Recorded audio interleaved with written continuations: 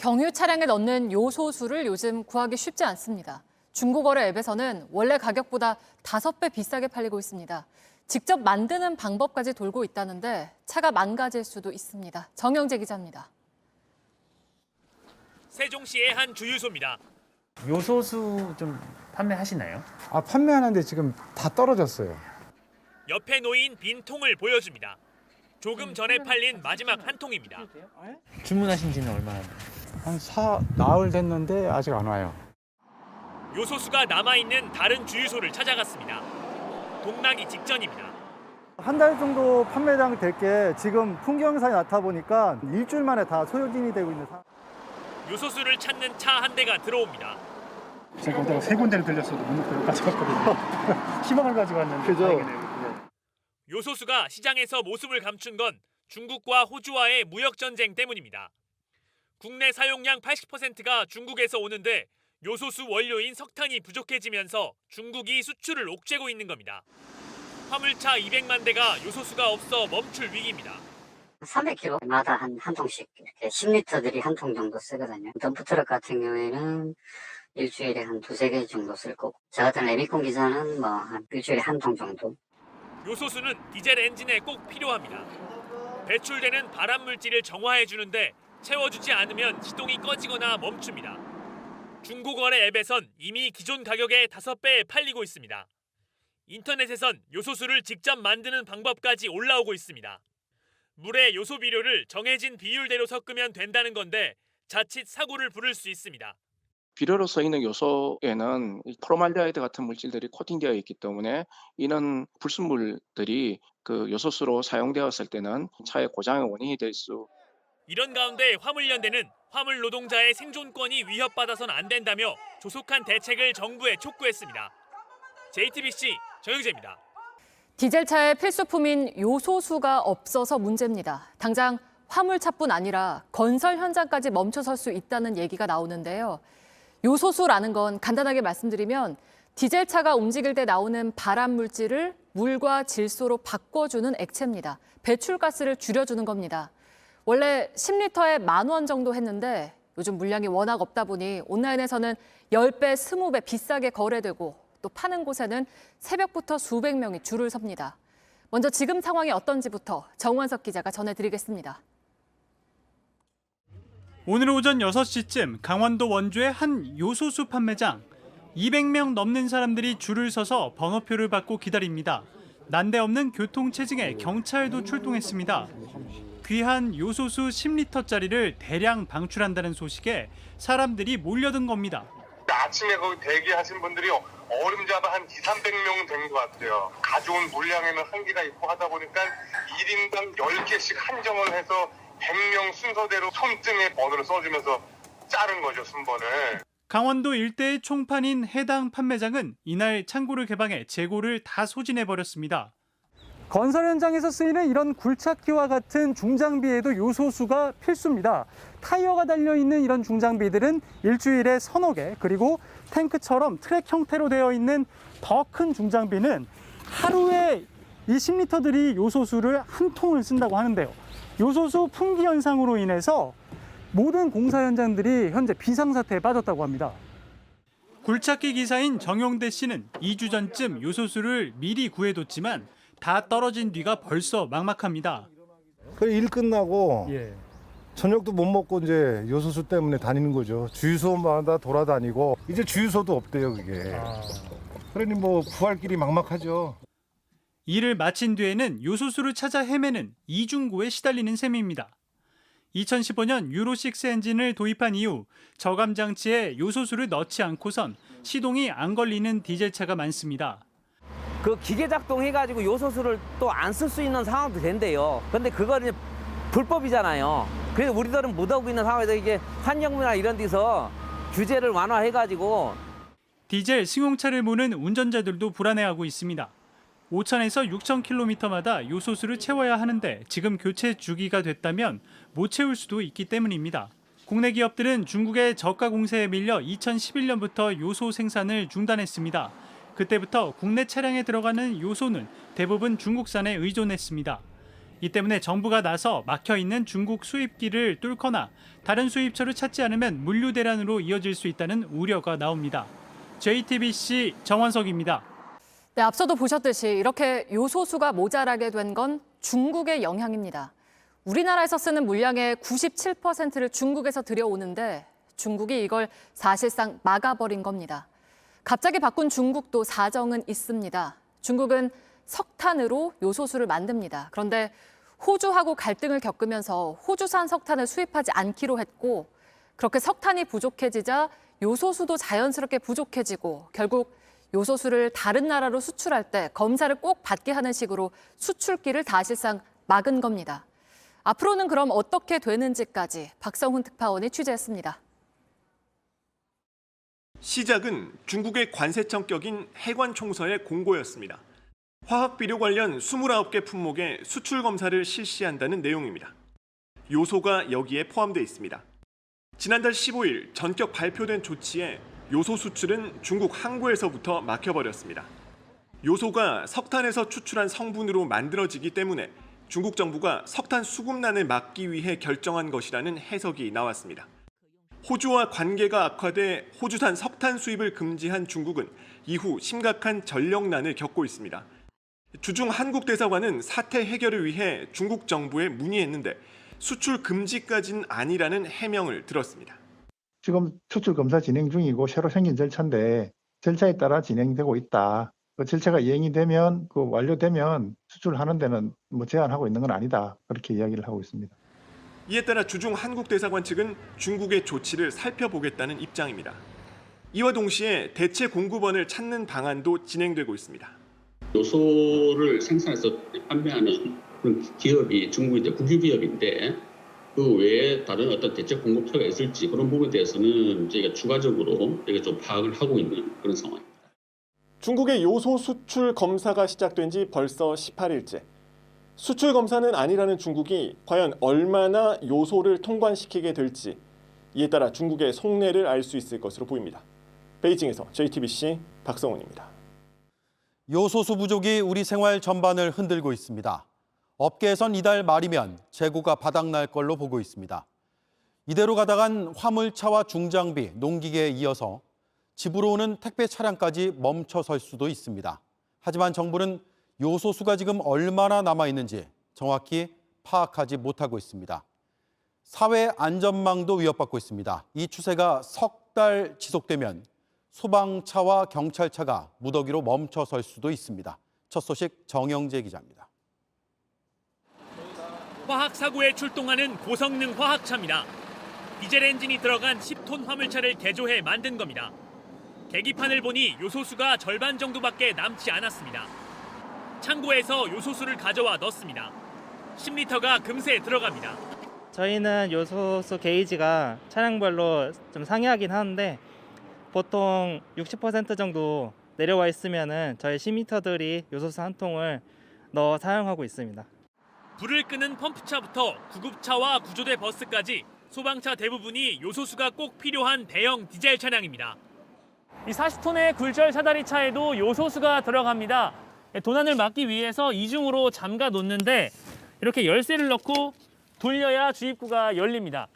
이렇게 큰 소방 차량에는 이 10리터들이 요소수 2통이 들어갑니다. 전국에 있는 소방차 중 요소수가 필요한 차는 80%가 넘는 5,300여 대입니다. 5톤 차량을 기준으로 400km마다 10리터들이 한 통씩 사용합니다. 구급차는 5,000km마다 넣습니다. 한 달에 평균 소방에서만 4,079통을 사용합니다. 소방이 가진 요소수는 10리터짜리 15,400여 통입니다. 3개월 조금 넘게 버틸 수 있는 양입니다. 결국 서울시는 24개 소방서에서 한 달치 요소수를 빼고 모두 걷어갔습니다. 직접 관리하겠다는 겁니다. 소방청도 전국 소방에 긴급 지시를 내렸습니다. 남아있는 요소수를 일주일마다 확인해 보고하도록 했습니다. 경찰도 사정은 비슷합니다. 차벽을 세울 때 쓰는 경찰버스와 범인들을 옮기는 호송승합차에도 요소수가 들어갑니다. 경찰 차량 가운데 38.5%인 6,500여 대의 요소수가 필요합니다. 역시 석 달 정도 쓸 요소수만 남아 있습니다. 경찰은 급한 대로 요소수가 들어가지 않는 가솔린 승용차를 주로 운행하고 디젤 차량은 공회전을 하지 말라는 지시를 내렸습니다. 사용량을 줄여 최대한 버티겠다는 건데 한계는 뚜렷합니다. 이대로라면 석 달 뒤 전국의 소방차와 경찰버스가 잇따라 멈춰서는 상황이 올 수도 있습니다. JTBC 정영재입니다. 다급해진 정부는 산업용 요소수를 차량용으로 끌어다 쓰는 것까지 검토하고 있습니다. 하지만 검토하는 데 시간이 걸려 그 사이 그나마 남아있던 재고마저 떨어져 버릴 수 있습니다. 박상욱 기자입니다. 지난해 우리나라에 수입된 요소는 83만 5천 톤입니다. 농업용을 제외하면 37만 톤이 공업용입니다. 이 가운데 자동차용은 8만 톤쯤 됩니다. 정부는 일단 산업용으로 쓰이는 요소수를 끌어 쓰는 걸 검토하고 있습니다. 철강이나 화력발전, 시멘트 업계 등 주요 업계가 얼마나 갖고 있는지를 파악하고 있습니다. 환경부는 산업용을 차량용으로 바꿀 수 있는지 기술 검토에 들어갔습니다. 우선 차량용 제조 기준에 부합하는지 따져봐야 합니다. 그리고 실제 차에 넣어보고 분석도 해야 합니다. 문제는 이렇게 하는데 짧으면 3주, 길면 5주까지 걸릴 수 있다는 겁니다. 다행히 첫 분석에서 성분이 대부분 비슷하다고 나오면 1, 2주 안에도 끝날 수 있지만 가능성은 낮습니다. 환경부 관계자는 단기적인 해결 방법은 아니라면서 최대한 서둘러 결과를 내보겠다고 설명했습니다. JTBC 박상욱입니다. 자, 그렇다면 정부가 검토하는 대로 제철소나 발전소에서 쓰는 산업용 요소수를 차량에 넣어도 되는 것인지 궁금해집니다. 경유차 운전자 사이에선 갑론을박이 벌어지고 있습니다. 김영민 기자가 전문가의 도움을 받아 따져봤습니다. 요소수를 구하기 위해 주유소를 몇 군데씩 들른 경유차 운전자. 재고가 없다는 말에 허탈해합니다. 그 요소수 이거 구하시려고 지금 몇 군데 돌아다니? 7군데요. 못 찾았어요. 이거 2개월밖에 못 타요. 그럼 뭐 얼마 안 남았는데 누가 책임질 거예요, 정부? 이론적으로만 보면 산업용 요소수의 순도를 높이면 됩니다. 정부가 제철소나 소각장에서 쓰는 산업용 요소수의 재고 파악을 하는 이유입니다. 그렇지만 산업용 요소수는 차량용과 비교해 불순물이 많습니다. 차량에 쓰기에 정제를 하더라도 한계가 있다는 게 전문가들의 지적입니다. 요소수는 영어로 SCR이라 부르는 질소산화물 저감 장치에 들어갑니다. 순도가 높지 않은 산업용 요소수를 고급 세단이나 SUV의 저감 장치에 넣으면 문제가 생길 가능성을 배제할 수 없습니다. 실제로 차량용 요소수는 독일 자동차 공업협회에서 국제 품질 인증을 하고 있습니다. 예민한 장비를 편법적으로 다소 성능이 떨어지는 제품들을 사용해서 쓴다는 것은 정부 차원에서 권고할 사항은 아니다 이렇게 볼 수 있습니다. 요소수를 넣어야 하는 질소산화물 저감 장치, 즉 SCR이 차량에 있느냐 없느냐에 따라 다릅니다. 저감 장치는 우리나라가 경유차 배기가스 기준인 유로6를 도입한 2015년 이후 본격적으로 달기 시작해 2019년부터는 의무화됐습니다. 이 때문에 최신 경유차의 경우 대부분 들어가 있습니다. 저감 장치를 단 차량은 요소수가 부족하면 경고등이 들어오고 다 떨어지면 시동이 켜지지 않습니다. 승용차는 통상 요소수를 한 번 채웠을 때 최소 5,000km를 달릴 수 있습니다. 일각에선 비상사태인 만큼 일시적으로 저감 장치를 끄면 어떻냐는 의견도 나오지만 당장 할 수 있는 일이 아닙니다. 소프트웨어 개발에만 몇 개월이 필요합니다. 또 경유차 운전자가 저감 장치를 훼손하면 현행법에 따라 1년 이하의 징역 또는 1,000만 원 이하 벌금형을 받을 수 있습니다. JTBC 김영민입니다. 요소수가 갈수록 모자라지면서 연말에 물류 대란을 걱정하는 목소리도 나옵니다. 대형 유통업체들은 급한 대로 2-3달치를 확보했지만 혼자 일하는 화물차나 용달차 기사들은 그렇지가 못합니다. 백방으로 뛰어다녀도 도저히 구할 수가 없다는 기사들을 김영민 기자가 만나봤습니다. 1년 전 택배용 경유차를 새로 산 개인 사업자. 석 달에 한 번씩 요소수를 넣어야 하는데 사방으로 뛰어도 찾지를 못하고 있습니다. 많이 뛰어야 한 달인데 지금 뭐 구하려니까 뭐 도저히 뭐 방법이 안 납니다. 마트도 여러 군데 가보고 뭐 주유소도 가보고 해도 뭐 품절됐다고 하니까 많이 걱정이 되죠. 지금 뭐 조금만 시간만 있어도 여기저기 물어보고 해도 아예 뭐 품절대가 안 나온다니까. 주시 차처럼 2019년부터 의무화한 배기가스 저감 장치 SCR을 단 경유차는 요소수가 떨어지면 아예 시동이 안 걸립니다. 개인 사업자로 일하는 화물차나 용달차 기사들은 이러다가 차를 멈춰야 하는 상황이 올까 불안해합니다. 요소수를 못 구하면 물동량이 늘어나는 연말 대목을 놓칠 수 있습니다. 쿠팡과 마켓컬리 같은 온라인 배송 업체들은 급한 대로 두세 달치 물량을 확보했습니다. 다만 이 물량은 이들 회사가 직고용한 택배기사만 받을 수 있습니다. CJ 대한통운과 한진택배도 요소수가 모자라면 회사 차원에서 나서서 구하기로 했습니다. 대기업 유통업체 가운데에는 아예 경유차를 요소수가 필요 없는 전기차로 전환하는 곳도 있습니다. 국토부 관계자는 자체 물망이 있는 제조업체나 대형 물류회사들은 비축분이 있는 것으로 파악하고 있다며 위탁 배송을 맡는 개인 화물차주의 어려움을 해소할 방법을 모색하고 있다고 밝혔습니다. JTBC 김영민입니다. 네, 상황이 이렇자 경유차 저감 장치 관련 규제를 잠깐 푸는 게 어떻겠냐는 주장도 있습니다. 앞서도 보셨지만 저감 장치를 단 경유차들은 요소수가 없으면 시동이 안 걸리게 돼 있는데 이런 걸 잠시 풀자는 겁니다. 하지만 환경부는 있을 수 없는 일이라면서 검토하지 않고 있다고 했습니다. 그 이유가 뭔지 박상욱 기자가 취재했습니다. 경유차는 달리는 만큼 질소산화물을 뿜어냅니다. 이 질소산화물이 공기 중으로 나오면 화학 반응을 통해 미세먼지가 됩니다.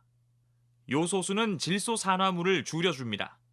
지난 2015년부터 경유차는 요소수를 의무적으로 넣도록 했습니다. 국내에서 운행 중인 경유차 약 1,000만 대 가운데 215만여 대가 여기에 해당합니다. 저감 장치는 요소수가 떨어지면 아예 시동이 걸리지 않도록 설계됐습니다. 그래서 최근 이 저감 장치를 수정해 요소수를 넣지 않아도 시동이 걸리게 하자는 주장이 나왔습니다. 하지만 환경부는 있을 수 없는 일이라며 검토하지 않고 있다고 선을 그었습니다. 우선 저감 장치 기준 수치를 낮추려면 프로그램을 만들어야 합니다. 그 이후엔 운전자가 직접 자동차 센터로 차를 가져가 프로그램을 바꿔야 합니다. 여기에만 몇 개월이 걸립니다. 이 시간 동안 버틸 만큼 요소수가 충분하지 않습니다. 이번 사태가 끝난 뒤에 운전자들이 직접 다시 센터에 가서 수치를 원래대로 돌려야 하는데 이건 역시 쉽지 않습니다. 요소수 업계는 현재 전 세계를 상대로 남은 게 있는지, 그렇다면 살 수 있는지 백방으로 뛰고 있습니다.